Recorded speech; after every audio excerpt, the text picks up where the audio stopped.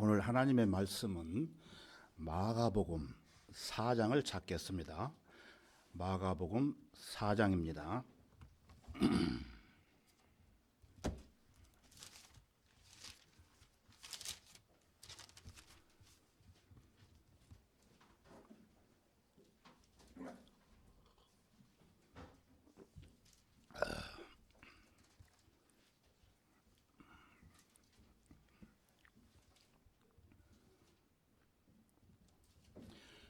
마가복음 4장 1절부터 9절까지 보려고 합니다. 4장 1절부터 9절까지.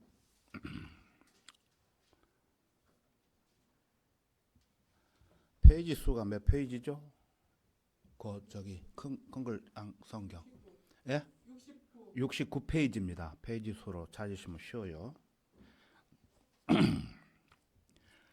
마가복음 4장 1절부터 9절까지를 제가 읽겠습니다.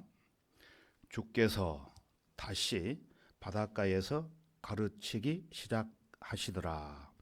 큰 무리가 그에게 모여들므로 주께서는 바다에 떠 있는 배에 올라 앉으시고 온 무리는 바다에 접한 육지에 있더라. 주께서 그들에게 많은 것을 비유로 가르치고 그의 교리로 말씀하시더라. 경청하라. 보라, 씨 뿌리는 자가 뿌리러 나가서 씨를 뿌렸는데 어떤 씨는 길가에 떨어지니 공중에 새들이 와서 먹어버렸고 또 어떤 씨는 흙이 많지 않은 돌밭에 떨어지니 흙이 깊지 아니하므로 즉시 싹이 나오나 해가 솟아오르자 시들었으며 뿌리가 없으므로 말라버렸고 또 어떤 씨는 가시떨기 사이에 떨어지니 그 가시떨기가 자라서 기운을 막음으로 열매를 맺지 못하였느니라. 또 어떤 씨는 좋은 땅에 떨어지니 자라고 번성하여 열매를 맺되 어떤 것은 30배로 어떤 것은 60배로 또 어떤 것은 100배로 맺었느니라고 하시더라. 또 그들에게 말씀하시기를 들을 귀 있는 자는 들을지어다 라고 하시더라. 예, 다 같이 기도하겠습니다. 사랑과 은혜가 충만하신 주 하나님 아버지께 우리에게 베풀어 주신 은혜와 진리로 저희들을 구속해 주시고 구속함을 받은 하나님의 귀한 자녀들이 오늘도 변함없이 거룩하신 하나님께 감사와 찬양과 영광을 드릴 수 있도록 좋은 환경을 마련해 주심을 감사드립니다. 이 귀한 시간에 부족한 종이 위대하신 하나님의 말씀을 들고 이 자리에 섰습니다. 저를 주님의 영으로 충만케 해주시고 인간의 생각이 아닌 오직 주님의 온전한 말씀을 선포할 수 있도록 소중한 도구로 사용해 주옵소서. 이 시간 준비시켜 주신 말씀을 전할 때 악한 마귀들로 하여금 저희들의 생각과 마음을 빼앗아가지 않도록 막아주십시오. 모든 것을 주 성령님께 의탁드립니다. 우리의 주님이시며 구주이신 주 예수 그리스도의 이름으로 기도하옵나이다. 아멘. 설교 제목은 씨 뿌리는 자의 비유입니다. 씨 뿌리는 자의 비유. 이 설교는 평상시에도 여러분들이 많이 들으셨을 겁니다. 그래서 여기에 나오는 씨는 누가복음 8장 14절에 가서 보면은 씨는 하나님의 말씀이라고 주님께서 해석을 하셨어요. 직접 주님께서 씨는 하나님의 말씀이라고. 그리고 마가복음 4장 14절에서는 씨 뿌리는 자는 말씀을 뿌린다고 말씀하십니다. 이 씨 뿌리는 비유는 아주 중요하기 때문에 마태복음과 누가복음에서도 이렇게 씨 뿌리는 비유에 대해서 기록을 해놓았습니다. 자, 여러분은 지금까지 한글 킹제임스 성경을 통해서 하나님의 말씀을 보고 듣고 묵상하며 성령님의 역사하심에 따라 그 말씀들을 생명처럼 소중히 여기는 제주 성경 침례교회의 일원으로서 신앙생활을 하고 계시기 때문에 오늘 중요한 질문 하나를 여러분에게 먼저 드리고 시작을 하려고 합니다. 잘 들으시고 은혜 받으시기를 바랍니다. 그 질문 내용은 여러분 마음의 현 주소는 어디에 있는가? 여러분 마음의 현 주소는 어디에 있는가? 여러분이 현재 살고 있는 집 주소를 얘기하는 게 아닙니다. 여러분 마음이 다 있죠. 여러분의 마음의 현 주소는 어디 있는가? 오늘 씨 뿌리는 자의 비유를 잘 들으시고 하나님 앞에 자신을 솔직히 고백하고 그 문제를 확실히 해결하시면 좋겠습니다. 여러분은 제주 교회에서 지금까지 공부했던 말씀들에 대해 나는 어떤 마음 자세로 듣고 배우고 받았느냐 하는 이야기입니다. 이것을 위해서 오늘 주님께서 말씀하신 씨 뿌리는 비유는 우리에게 많은 것을 생각나게 하고 반성하게 하는 좋은 기회가 되리라고 저는 확신합니다. 자, 오늘 본문 말씀 3절 이하에 보면은 씨 뿌리는 자가 뿌리러 나가서 씨를 뿌렸는데 하나가 아니고 4개 밭에 뿌렸다고 기록하고 있습니다.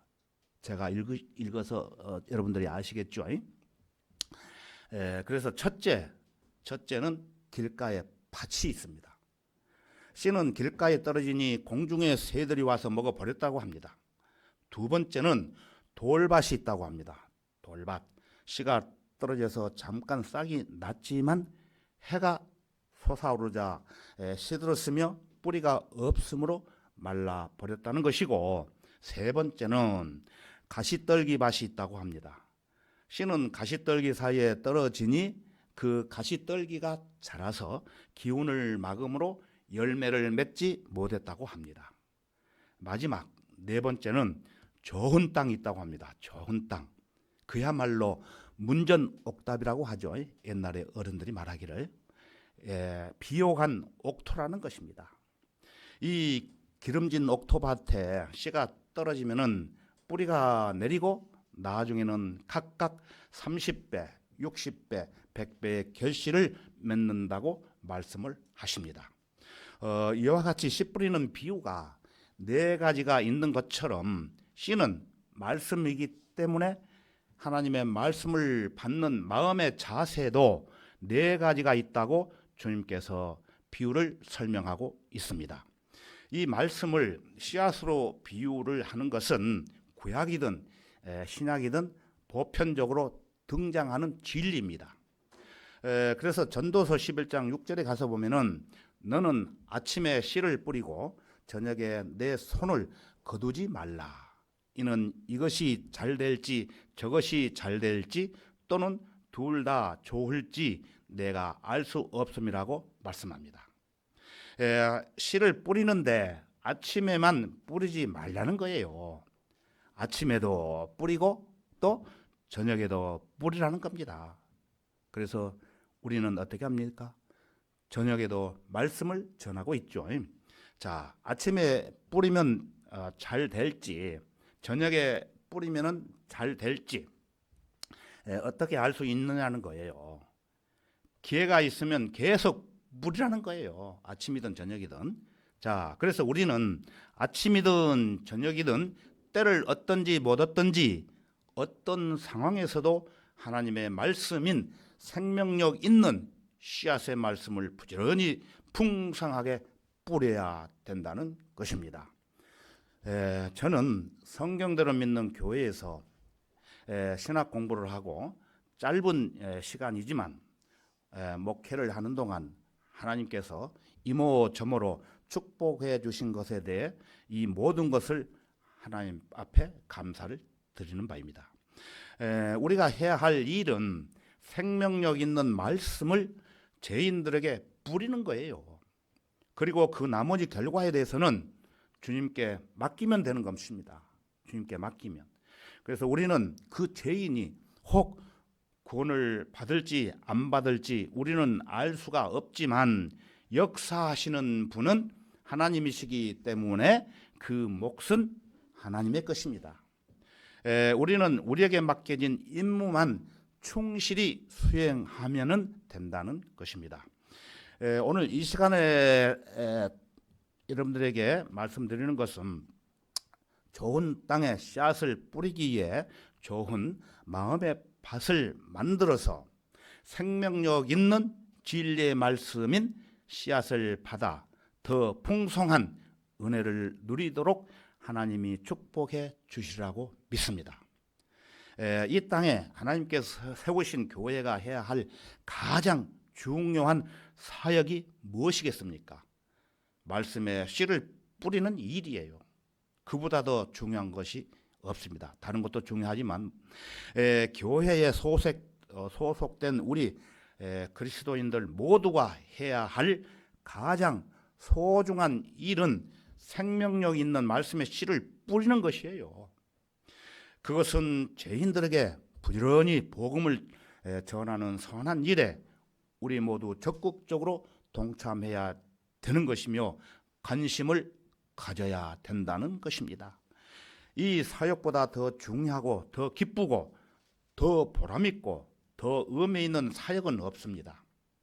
자, 이런 사역이 온전히 이루어지려면 성도들 마음밭에 떨어진 말씀의 씨앗들이 풍성한 열매를 맺어야 되겠죠.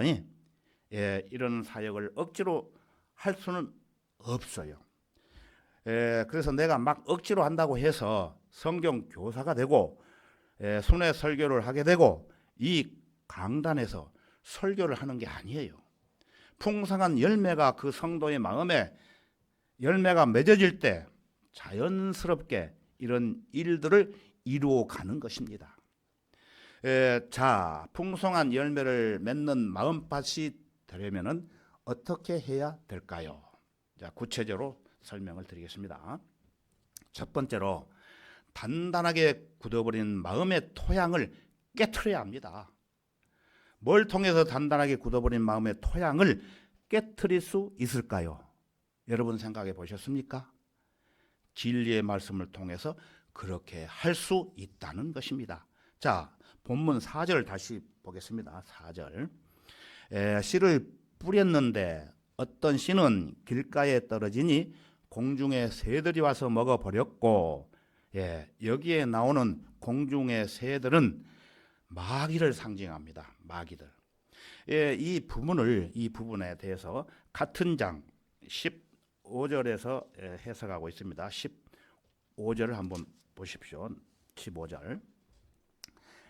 말씀이 길가에 뿌려졌다는 것은 이들을 두고 하는 말이니, 즉 말씀을 듣자 곧 사탄이 와서 그들의 마음속에 뿌려진 말씀을 빼앗아가는 자들이요, 사탄과 마귀는 독이란 뜻을 갖고 있습니다.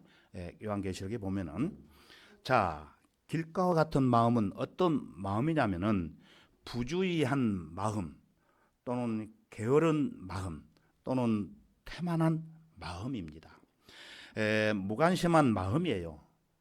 하나 더 말씀드리면은 비판적인 마음입니다. 비판적인 마음.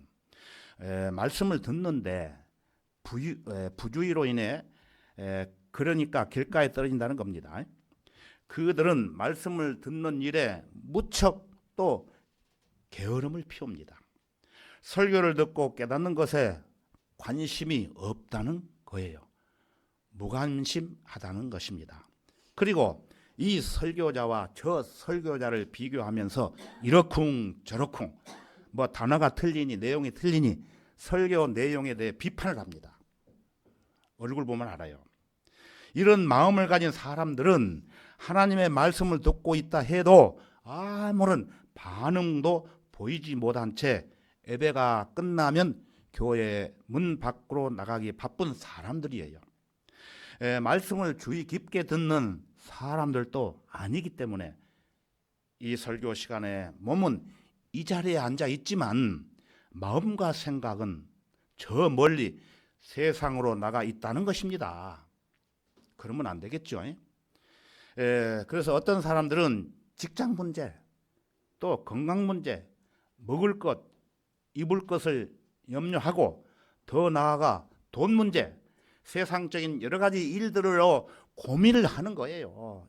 설교를 들으면서 이들은 마치 길들어지지 않는 들나귀와 같다는 것입니다. 세상의 온갖 걱정거리를 하나름 아는 채 이 자리에 앉아있기 때문에 말씀이 들어오질 않아요. 미안하지만 왜 그런 것인가? 말씀이 그 사람에게 유익을 주지 못하고 있는 것인데 왜 유익을 주지 못하는 것인가? 사탄이 빼앗아 가버렸기 때문이죠. 공중의 새들이 와서 완고한 마음밭에 떨어진 그 씨를 먹어버렸다는 것입니다. 자, 15절에서 보신 바와 같이 사탄이 와서 마음속에 뿌려진 말씀을 빼앗아 가버렸다는 것이에요. 사탄은 누굽니까? 도둑이요, 강도요, 하나님의 말씀을 훔쳐가는 절도범이라는 것입니다. 이 세상에서 사탄과 그의 소화들이 하는 첫 번째 일은 말씀과 관계가 있다는 것입니다. 사탄이 최초의 인류를 유혹할 때 하나님의 말씀에 의문을 제기했지 않습니까? 제멋대로 하나님의 말씀을 난도질을 했죠. 성경 구절이 삭제되었든지 또 첨가되었든지 별 관심 없이 아무 성경이나 보고 읽어도 된다고 사람들을 유혹하고 속이고 있습니다. 하나님의 말씀을 공격하고 하나님의 말씀을 훔쳐가는 일에 있어서 사탄은 결코 다음 기회로 미루거나 지체하는 법이 없어요.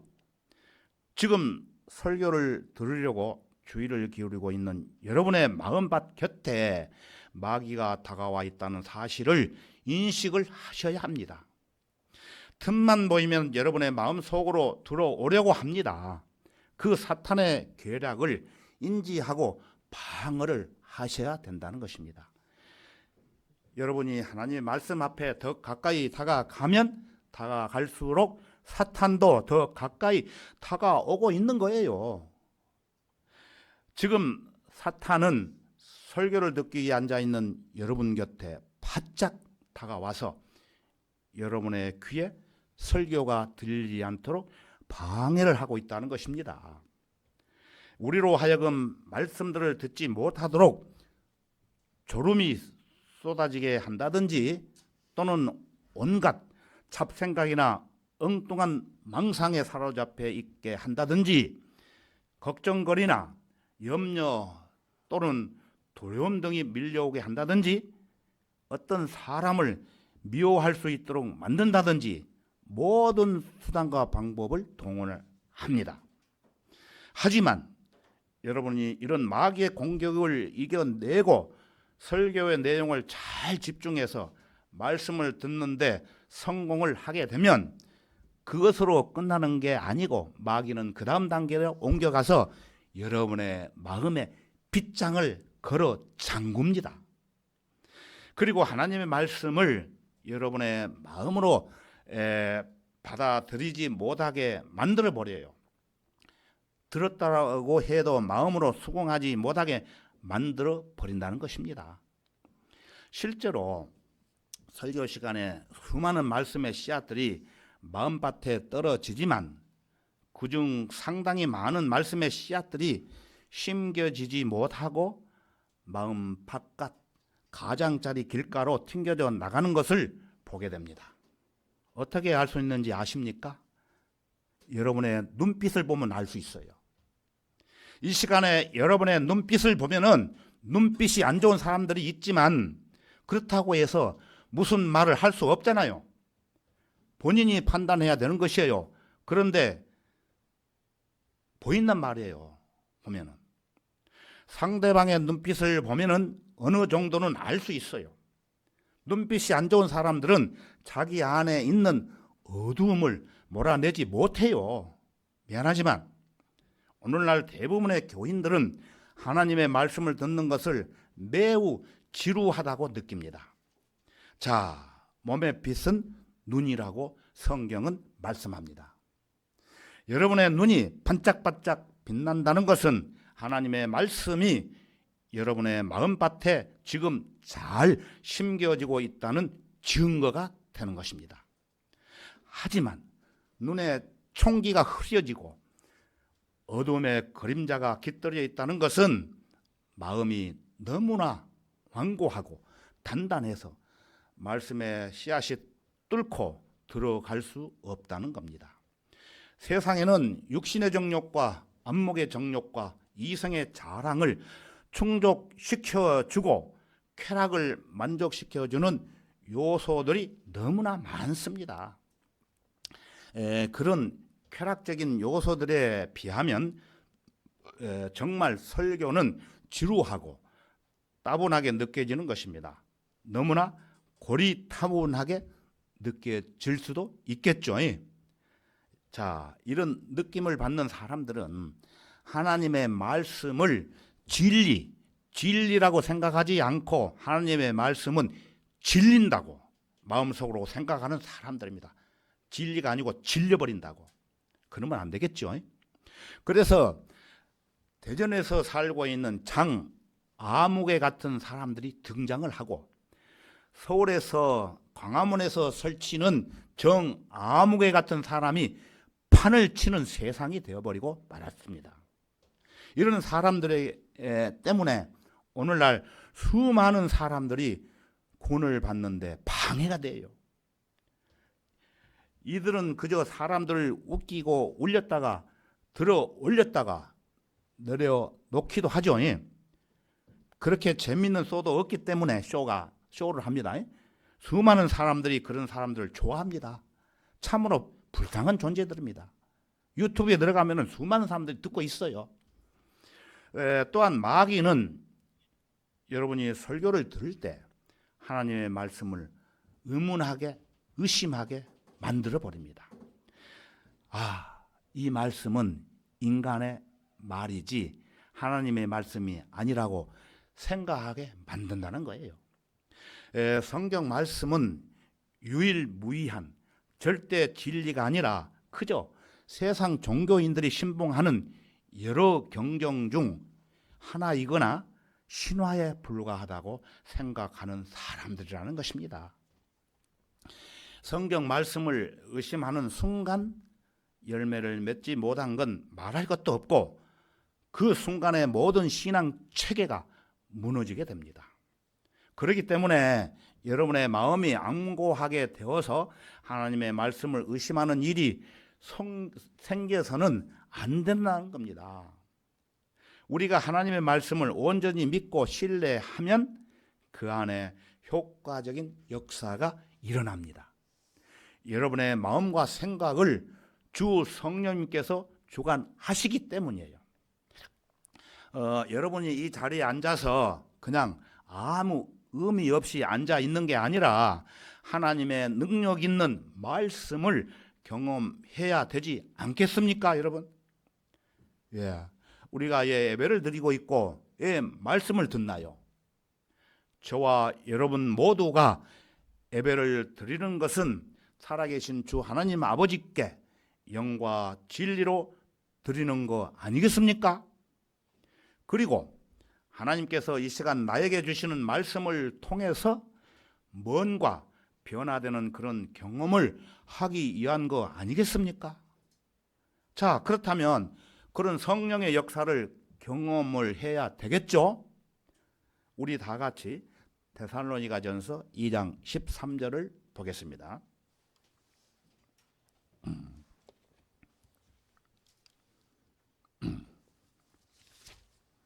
데살로니가전서 2장 13절입니다.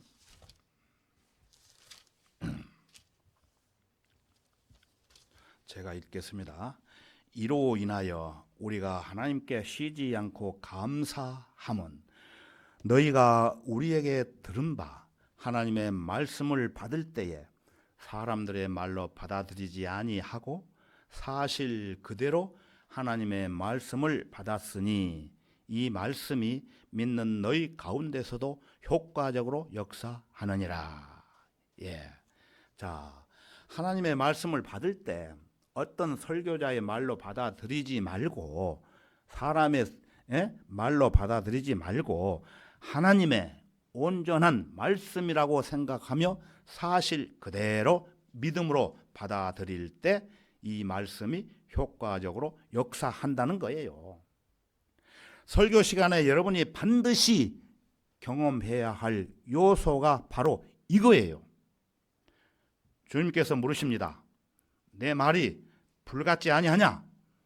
바위를 부숴 조각내는 큰 망치 같지 않느냐?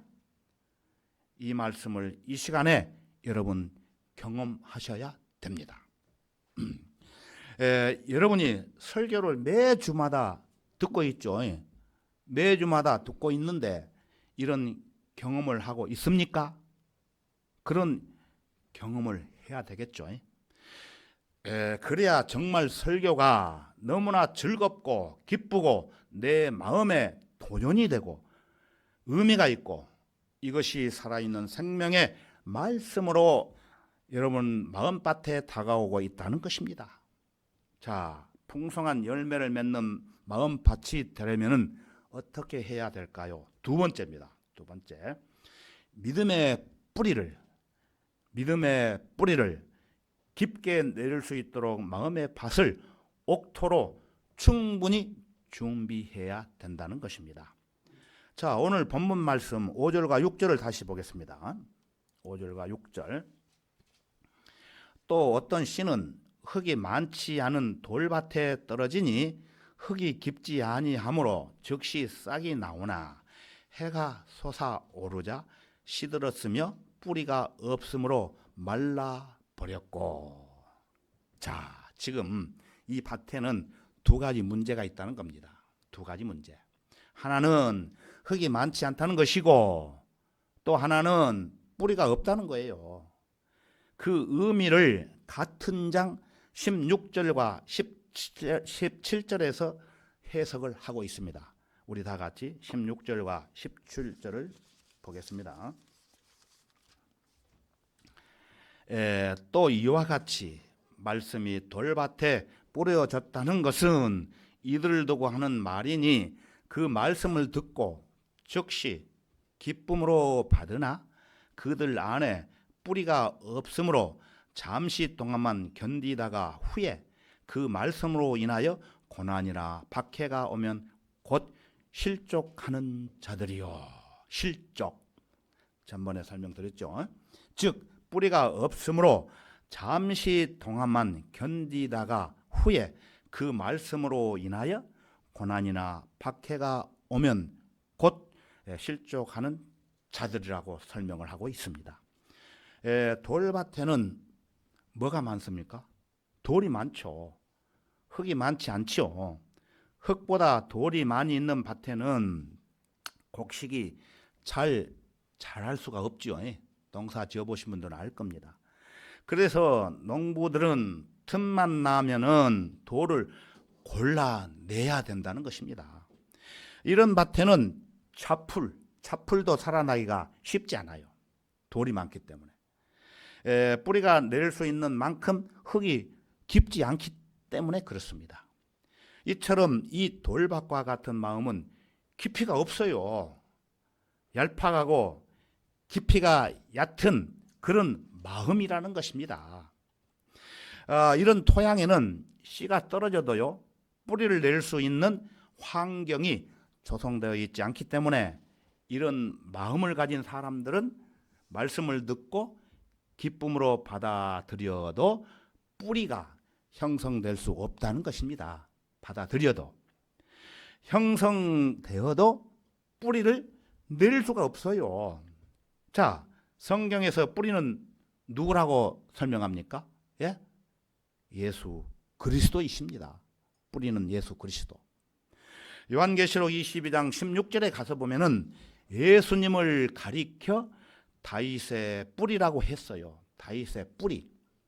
그런가 하면은 로마서 15장 12절에서도 이새의 뿌리라고 합니다. 이새의 뿌리. 자, 뿌리는 예수 그리스도이십니다. 뿌리가 없다는 말은 뭐예요? 예? 예수님이 그 사람 안에 안 계신다는 말이에요. 안 계셔요. 그 말의 뜻은 구원받지 않았다는 말이에요.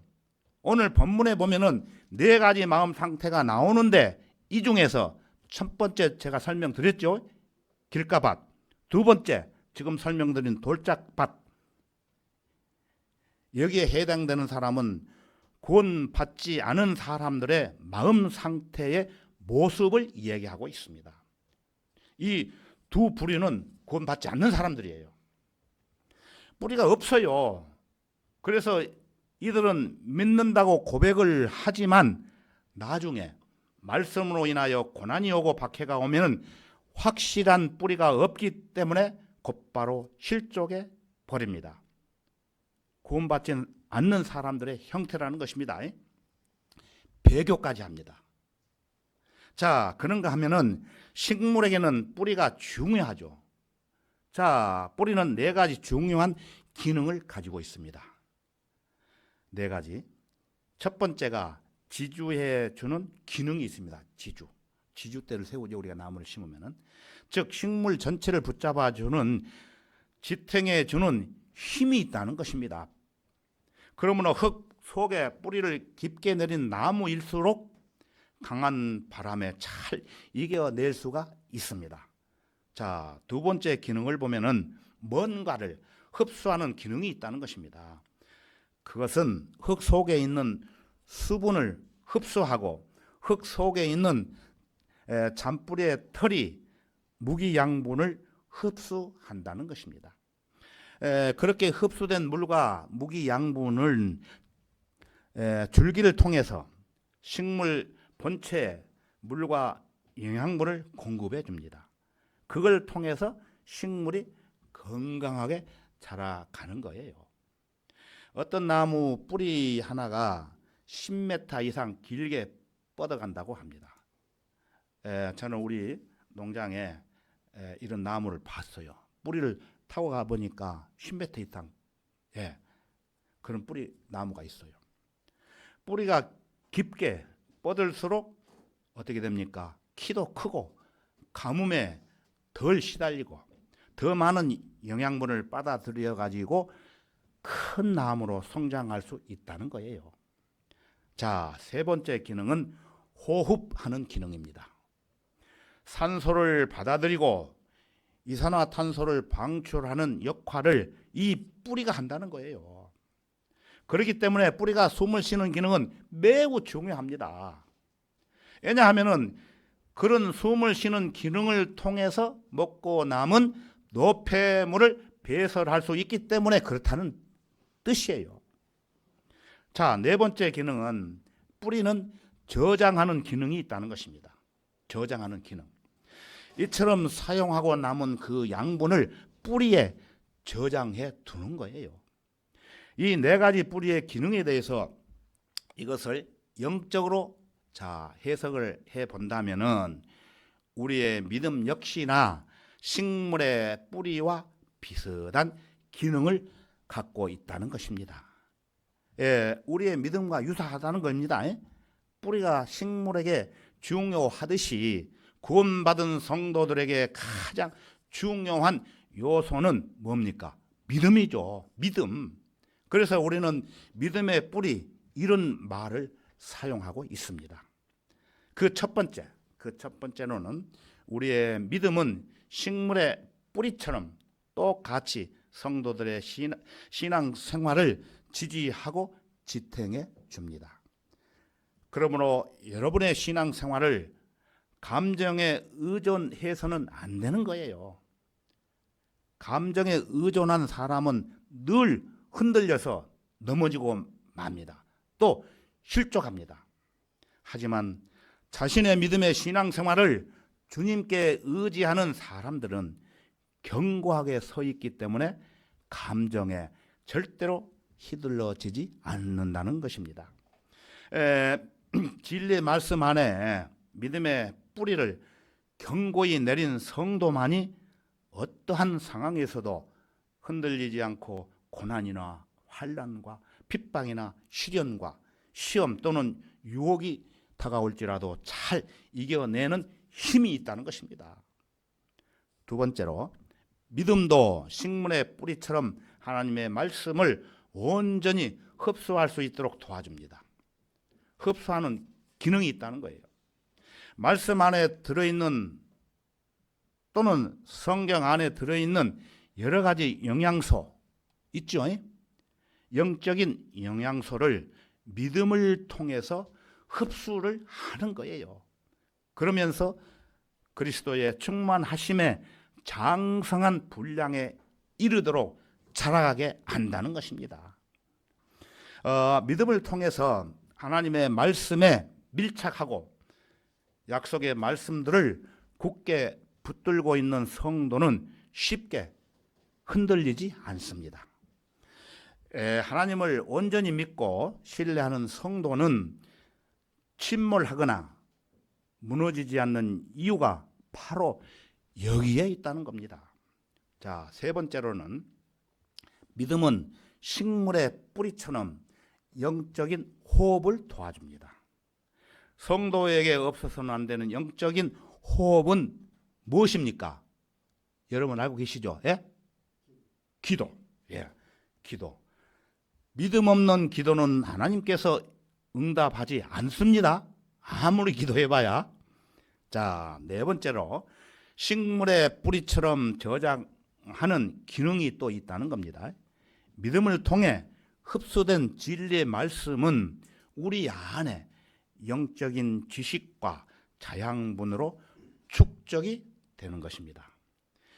이렇게 저장된 말씀으로 영적 감각을 단련시키고 선악을 분류해서 때로는 영적 전쟁을 수행하는 그리스도의 군사로서 그리고 그리스도의 일꾼으로서 주님의 일을 섬기게 되는 것입니다. 내 안에 축적된 말씀이 없다면, 즉 성경적인 지식이 없다면 그 어떤 일도 할 수 없어요. 식물에게 뿌리는 생명과도 같아요.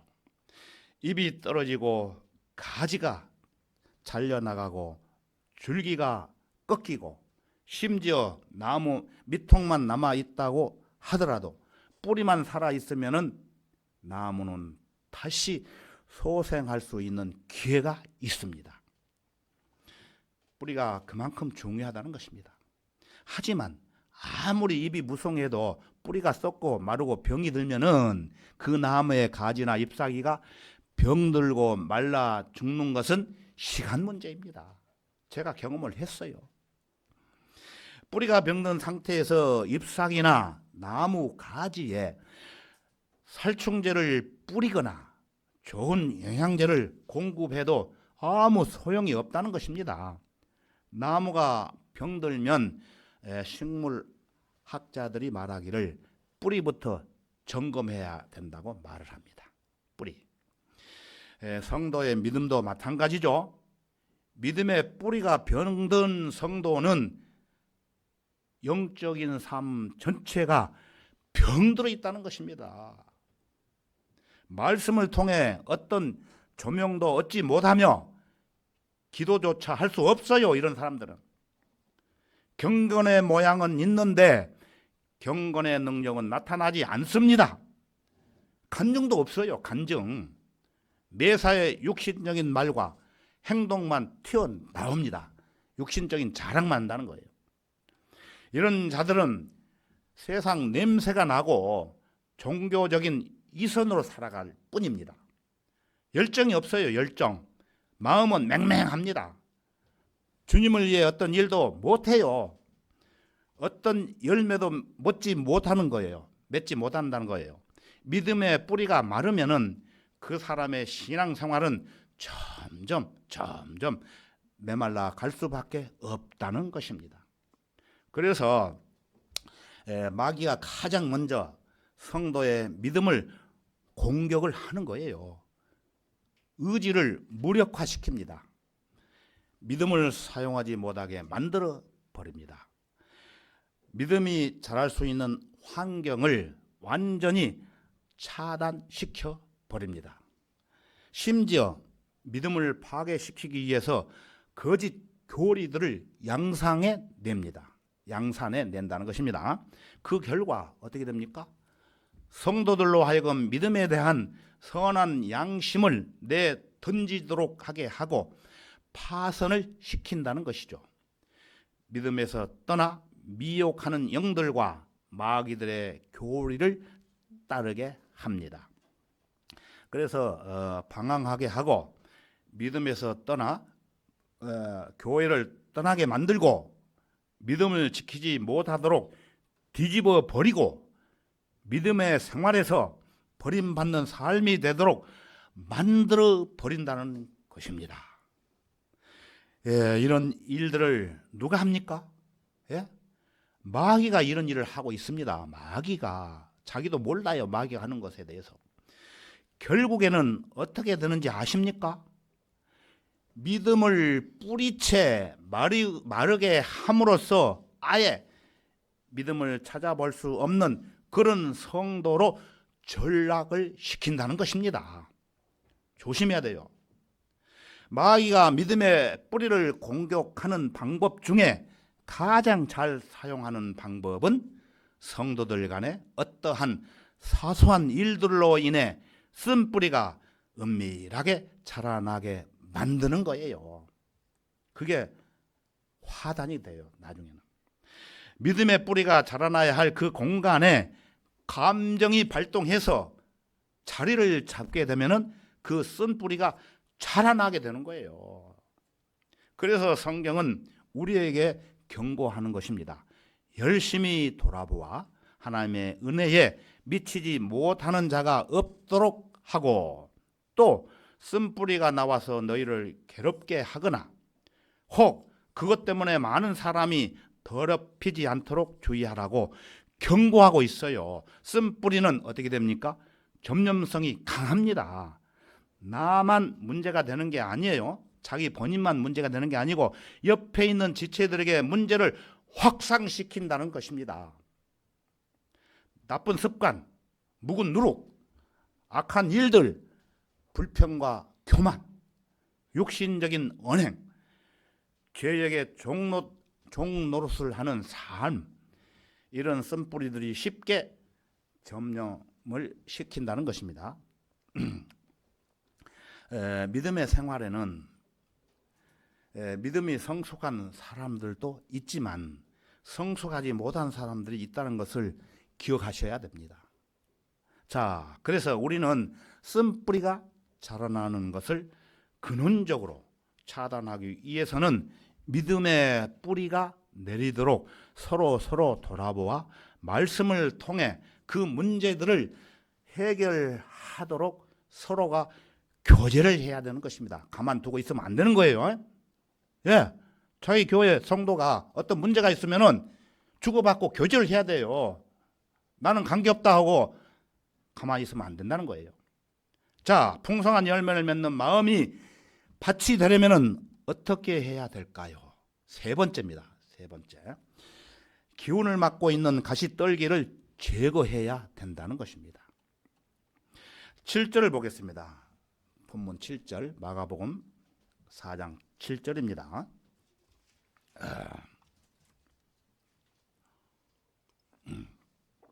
4장 7절. 여러분 같이 읽겠습니다. 7절. 또 어떤 씨는 가시떨기 사이에 떨어지니 그 가시떨기가 자라서 기운을 막음으로 열매를 맺지 못하느니라. 설명드릴게요. 이 말씀의 의미가 같은 장 18절과 19절에서 해석이 되고 있어요. 이 가시떨기 같은 마음은 질식에 있거나 기운이 막혀버린 마음이라는 거예요. 자, 그러면은 18절과 19절을 보겠습니다. 18절과 19절입니다. 제가 읽겠습니다. 또 가시떨기 사이에 뿌려졌다는 것은 이들을 두고 하는 말이니 말씀을 듣기는 하나 이 세상 염려들과 재물의 속임수와 다른 일들에 대한 욕심이 들어와 말씀을 억눌러 열매를 맺지 못한 자들이요. 예. 자, 다른 일들에 대한 욕심이 들어왔다고 했지 않습니까? 이 말씀에서. 실제로 들어온 겁니다. 예? 들어왔다는 단어에 여러분 유념하시기 바랍니다. 들어와서 말씀을 억누르고 있다는 것입니다. 다시 말하면 하나님의 말씀이 그 사람 안에 이미 있다는 거예요. 이것만 놓고 본다면 이 사람은 어떤 사람입니까? 구원받은 사람이에요. 구원은 받았지만 이 사람은 열매를 맺지 못할 뿐입니다. 열매를 맺을 수 있는 가능성을 갖고 있어요. 하지만 기운이 막혀서 열매를 맺지 못한다는 것입니다. 자, 그리스도인들이 왜 열매를 맺지 못할까요? 여기에는 세 가지 이유가 있습니다. 그 세 가지 이유를 또 설명드리겠습니다. 그 첫 번째는 세상 염려라는 것입니다. 세상 염려. 직장 상사나 특히 직장 동료들과 동료들과 사소한 문제로 다투는 문제, 그리고 몸이 아프고 일이 잘 안 풀리고 취직도 안 되고 돈도 부족하고 운송 수단으로 타고 다니는 자동차가 고장이 나게 되고 또 은행빚도 갚아야 되고 시도 때도 없이 날아드는 세금 고지서 등등 세상에 많은 염려들이 방해를 하고 있다는 것입니다. 말씀을 듣고 받아서 열매를 맺어야 되는데 이런 세상 일들로 인해 염려하기 때문에 열매를 맺을 수가 없어요. 막혀 버린 거예요. 이런 염려 때문에 구원은 받았어도 성장이 안 된다는 것입니다. 이런 사람들은. 말씀이 그 사람 마음속에 들어가지만 말씀이 열매를 맺을 수 있도록 그런 환경이 조성이 안 된다는 거예요. 왜 씨앗이 심겨져야 됩니까? 왜 말씀의 씨앗이 여러분의 마음속에 심겨졌습니까? 열매를 맺기 위한 것이죠. 마귀도 그걸 알고 있기 때문에 그걸 방해한다는 것입니다. 어쩌면 이 시간에 동일하게 이 말씀을 듣고 있는 성도들 중에는 세상 문제들로 인해서 머리가 복잡한 사람들도 있을 것입니다.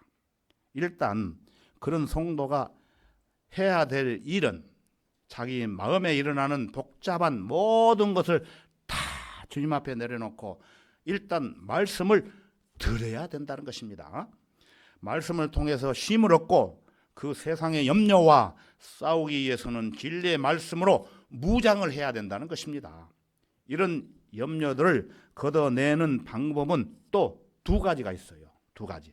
첫 번째 방법은 베드로전서 5장 7절에 가서 보면은 너희 염려를 다 하나님께 맡기라. 이는 그분께서 너희를 돌보심이라고 기록하고 있습니다. 여러분의 염려를 하나님께 맡기면 그 하나님께서 돌보신다는 말씀이기도 합니다. 두 번째 방법은 빌립보서 4장 6절과 7절에 가서 보면은 아무것도 염려하지 말고 다만 모든 일에 기도와 간구로 너희의 고난 것들을 감사함으로 하나님께 알려지게 하라고 말씀하십니다. 자, 그리스도인들이 염려를 맺지 못할까? 두 번째, 바로 재물의 속임수라는 것입니다. 재물의 속임수. 재물이라고 하지 않고 재물의 속임수라고 말하고 있습니다. 실제로 재물은 사람들을 속이고 있습니다. 어떻게 속일까요? 하나님 대신에 재물을 신뢰하게 만들어 버린다는 거예요. 그렇게 속인다는 것입니다. 재물이 필요 없다는 말이 아니에요. 잘못 들으면 재물이 필요 없다고 이해를 하실까 봐 그건 아니에요. 재물이 필요 없다는 말이 아니고 재물을 신뢰하게 만든다는 것이 문제라는 거예요. 그것을 여러분들 앞에 짚어주는 것입니다. 무엇보다도 재물을 신뢰하는 사람들은 믿음에서 떠나 방황하게 됩니다. 성경에 나오는 경고가 되는 것이죠.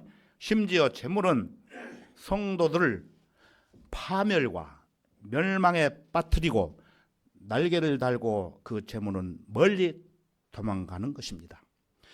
재물을 추구하는 사람들 옆에 천년 만년 계속 있는 게 아니에요. 그런 재물은 진노의 날에 어떤 유익도 줄 수 없다고 성경은 분명히 말하고 있습니다. 재물은 우리를 죽음에서 구해내지도 못한다고 합니다. 돈을 사랑하는 것이 모든 악의 뿌리라고 했습니다. 예수님께서는 단 한 번도 돈을 친구로 삼으라고 하신 적이 없어요. 오히려 탐심을 조심하라고 했죠. 또한 성경은 돈을 가리켜서 무엇이라고 하냐면은 불확실한 재물이라고 말하고 있습니다. 돈은 확실한 재물이 아닙니다. 불확실한 재물입니다. 내 수중에 들어온 돈이 나의 모든 것을 보장해 주는 게 아닙니다. 그것이 계속 우리에게 있는 게 아니에요. 불확실한 재물이라는 것입니다. 여러분이 알고 계시지만은 다시 한번 강조를 드리는 것입니다. 사도 바울은 내가 그리스도를 따르는 것처럼 너희는 나를 따르는 자라가 되라고 성경에서 말하고 있습니다. 그렇게 말했던 사도 바울의 말년은 어떠했습니까? 여러분 기억나시죠? 돈이 많이 있었습니까? 죽을 때 집이 있었나요? 또 땅이 있었습니까? 자동차가 있었습니까? 은행 계좌 통장이 있었습니까? 아내가 있었습니까? 자녀가 있었습니까? 가족이 있었습니까? 하물며 죽어서 자기 묘비명 하나 제대로 쓰지 못했다는 것입니다. 바울은. 자, 그럼에도 불구하고 사도 바울은 지금까지 살았던 그리스도인 중에서도 가장 위대한 글을 성경에 기록을 했다는 것입니다. 가난하고 궁핍했지만 사도 바울은 가장 풍성한 삶을 살았던 아주 귀한 성도였다는 것입니다. 자, 그리스도인들이 왜 열매를 맺지 못할까요? 세 번째입니다. 가시떨기 아시죠? 가시떨기가 있어요. 다른 일에 대한 욕심이라는 것입니다. 욕심. 씨 뿌리는 비유를 다루고 있는 누가복음 8장 14절에 가서 보면은 이 다른 일들에 대한 욕심을 쾌락이라고 설명하고 있습니다. 쾌락. 마지막 날들에는 사람들이 세상의 쾌락을 사랑하죠. 그것도 모자라서 세상의 쾌락을 사랑하는 것이 하나님을 사랑하는 것보다 더하다고 말씀하고 있습니다. 다른 일들에 대한 욕심은 이 세상의 쾌락을 말하고 있는 것입니다. 자신의 육신의 정욕을 만족시키기 위한 그 모든 것들은 쾌락에 빠져 들어가고 마는 것입니다. 이런 쾌락은 하나님을 향한 성도들의 사랑과 열정과 열매를 질식시키고 있는 것입니다. 열매를 맺을 수 있는 그 씨앗이 그 안에 있지만 구원받았기 때문에 있지만 열매를 맺지 못하도록 말씀의 씨앗을 질식시켜 버린다는 것입니다. 우리 마음에 어둡고 더러운 죄들로 계속해서 덮여져 있다면 예수 그리스도로부터 적절한 빛을 받을 수가 없다는 것입니다. 그래서 열매를 맺지 못하게 되고 결국 영적으로 완전히 고사해 버립니다. 이런 자들은 그리스도의 심판석에서 구원은 받았기 때문에 심판을 받지만은 그때 자기가 행한 일들이 아무것도 없기 때문에 부끄러움을 면치 못할 겁니다. 그저 불난 집에 아무것도 챙기지 않고 부끄러우니까 팬티 하나도 입고 나올 시간이 없어가지고 맨몸으로 나온다는 것입니다. 자, 풍성한 열매를 맺는 마음밭이 되려면 어떻게 해야 될까요? 마지막 네 번째, 본문 8절에서 보면은 좋은 땅에 떨어진 씨가 나오죠. 본문 8절에. 그래서 20절에서 이 말씀을 해석합니다. 자, 20절을 다 같이 보겠습니다. 20절, 같은 장 20절. 마가복음 4장 20절. 또 좋은 땅에 떨어졌다는 것은 이를 두고 하는 말이니, 즉 말씀을 듣고 받아서, 잘 보세요. 말씀을 듣고 받아서 어떤 사람은 30배로, 어떤 사람은 60배로, 어떤 사람은 100배로 열매를 맺는 자들이라고 하시니라. 이 구절 가지고 일반 기성교회 강단에서는 설교를 엄청나게 합니다. 잘하면 좋겠는데 잘못한 설교들이 너무나 많습니다. 열매를 맺는 성도가 되려면 지금까지 보신 바와 같이 첫 번째, 두 번째, 세 번째, 유형과 같은 그런 마음의 토양을 완전히 깊이 갈아 엎어버리고 좋은 땅으로 바꾸어야 된다는 것입니다. 이 마음의 열매를 맺는 것이 마음입니다. 이 마음, 이렇게 좋은 땅으로 바꾸어 간다는 것은 열매를 맺는 마음이라는 것입니다. 이것은 생상적인 마음을 가진 마음이에요. 물론 인간의 마음은 천성적으로 거짓되고 심히 악하지만 성령 하나님의 강력한 역사를 통해서, 강력한 쟁기질을 통해서 그 마음이 정직하고 선한 마음으로 바꾸어질 수 있다는 것입니다. 열매를 맺는 마음으로 바꿀 수 있다는 거예요. 농사의 기본이 뭡니까? 흙을 갈아엎는 것이죠. 쟁기질을 해서 돌멩이가 나오면 돌멩이를 제거하는 것이에요. 그렇게 안 하면 좋은 땅이 될 수가 없어요. 저도 시골에서 살면서 아버지 농사하는 일을 도와봐서 압니다. 개간해서 밭을 만듭니다. 돌들을 다 버리고.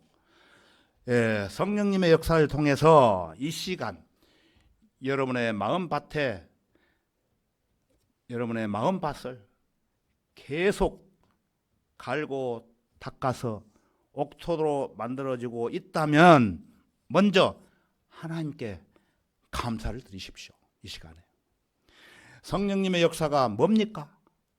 은혜에 대해서, 죄에 대해서, 심판에 대해서 경고하시는 거예요. 이러한 성령의 역사를 통해서 마음이 거듭나게 되는 것입니다. 결국 그런 사람들은 변화된 마음과 변화된 생각으로 여기 본문 20절 말씀대로 하나님의 말씀을 듣고 받아서 열매를 내게 되는 것입니다. 여기에 한 가지를 더 오늘 추가하고자 합니다. 다 같이 누가복음 8장 15절을 찾아보겠습니다. 마태, 마가 바로 넘기면 누가복음 있죠. 나오죠. 누가복음 8장 15절을 찾겠습니다. 뒤로 넘기시면은 마태, 마가, 누가 뒤로 넘기셔야 됩니다. 앞으로 넘기지 마시고 마가복음에서 뒤쪽으로.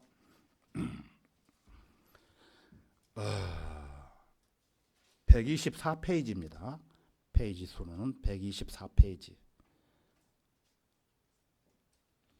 중요하니까 찾고 넘어가겠습니다. 누가복음 8장 15절을 보시면은 같은 씨 뿌리는 비유를 다루고 있어요. 마가복음에서는 볼 수 없는 단어 하나가 여기에 나옵니다.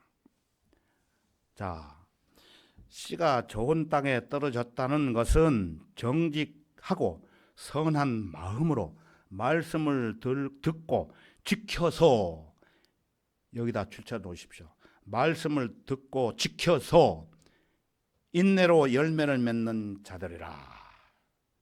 같이 한번 읽어볼까요? 시작. 씨가 좋은 땅에 떨어졌다는 것은 정직하고 선한 마음으로 말씀을 듣고 지켜서 인내로 열매를 맺는 자들이라. 예. 이 정직하고 선한 마음으로 말씀을 듣고 말씀을 지켜야 된다는 것입니다. 이렇게 되었을 때 열매를 맺을 수가 있다는 말씀입니다. 말씀을 지킨다는 것은 뭐예요? 생각해 보셨습니까? 실행이에요. 실행. 지킨다는 것은 성경에서 우리에게 주어지는 명령은 실행이라는 것입니다. 실행. 이 세상과 일치하지 말고 마음을 새롭게 함으로써 변화를 받아 하나님의 선하시고 기뻐하시고 온전하신 뜻이 무엇인지 입증하라. 그렇게 말씀하셨죠. 이것은 명령이에요. 명령을 실행하라는 것입니다. 자, 결론을 말씀드리겠습니다. 시간이 많이 갔습니다. 서두에 제가 여러분들에게 여러분의 마음의 현 주소는 어디에 있는가라는 질문을 던졌습니다. 여러분, 설교가 끝나는 시점에서 자문자답해 보셨으리라고 봅니다. 어떻게 생각하고 계십니까?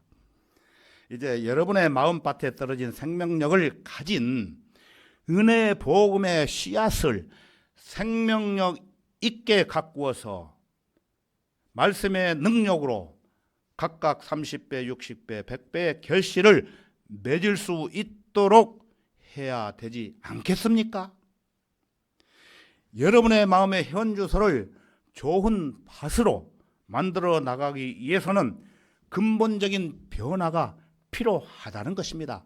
그냥 교회만 왔다 갔다 하는 것이 아니고 변화가 필요하다는 거예요. 변화. 말씀으로. 말씀의 생각이 안 바뀌면 열매를 기도할 수가 없어요. 그러므로 가시떨기와 같은 여러분의 마음 밭을 깊이 갈아엎어서 좋은 밭으로, 마음의 밭으로 바꾸어 나가야 된다는 것입니다. 이것은 지속적으로 행해야 되는 것입니다. 그렇게 실행에 옮길 때 살아있는 진리의 말씀이 최대로 뿌리가 내릴 수 있는 것이에요. 여러분은 더욱 좋은 마음의 밭을 힘차게 만들어 나가시기 바랍니다. 그렇게 될 때 그리스도 예수 안에서 하나님의 목적과 의도에 따라 우리는 같은 믿음, 같은 마음, 같은 생각을 가지고 모든 선한 일들을 선두에서 이끄는 목회자와 보조를 맞춰가지고 측면과 후면에서 지원하는 조력자가 되셔야 되는 것입니다. 그리스도인의 믿음과 실행에 본이 되었던 바울이 효과적인 사역을 잘 감당할 수 있었던 것은 그야말로 헌신적인 동역자가 주변에 있었기 때문이었습니다. 바울은 동역자들에 대해서 고린도전서 3장 9절에서 말하기를 우리는 하나님과 함께 일하는 동역자들이라. 여러분도 다 포함됩니다. 너희는 하나님의 경작지요 하나님의 건축물이라고 언급을 하고 있습니다. 하나님의 경작지요 하나님의 건축물. 또 데살로니가전서 3장 2절에 가서 보면은 우리의 형제이며 하나님의 일꾼이요 그리스도의 복음 안에서 우리의 동역자인 누굽니까? 디모데를 보내었노니라고 언급을 하고 있으며 또 로마서 16장 3절에서 보면은 그리스도 예수 안에서 나의 동역자인 프리스킬라와 아킬라에게 문안하라고 언급하고 있습니다. 이 부분은 어떤 사람입니까? 특히 목을 내놓는 헌신적인 조력자들이었습니다. 바울에게는. 이뿐만 아니라 바울과 함께 동역자로 성경에 거론된 인물들을 제가 살펴보니까 모두 약 17명 정도가 기록되어 있어요. 17명. 이 시간에 그 말씀을 다 드리지 못하고, 그런데 그 중에 대마가 있는데 대마는 나중에 어떻게 됐습니까? 세상을 사랑함으로 바울 곁을 떠나고 말았죠. 배교했다는 것입니다. 세상을 사랑함으로 인해서. 세상이 더 좋아가지고 교회보다는. 지금 이 시대는 마귀가 자기의 멸망이 가까워지자 사방에서 더욱더 강렬하게 하나님의 사역을 방해하고 있습니다. 이런 시기일수록 여러분의 현 주소가, 여러분의 각자 마음의 현 주소는 이제 하나님의 목적과, 현 주소라는 것은 아까 말씀드렸듯이 여러분이 살고 있는 현 주소를 말하는 게 아니에요.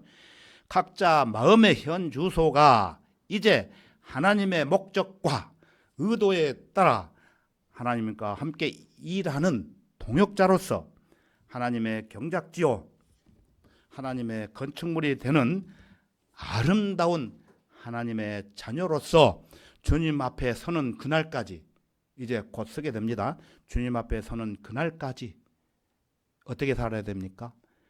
주님께 칭찬받는 귀한 성도들이 되도록 노력하시기를 바랍니다. 다 같이 기도하겠습니다. 걸어가시고 고마우신 주 하나님 아버지 감사합니다.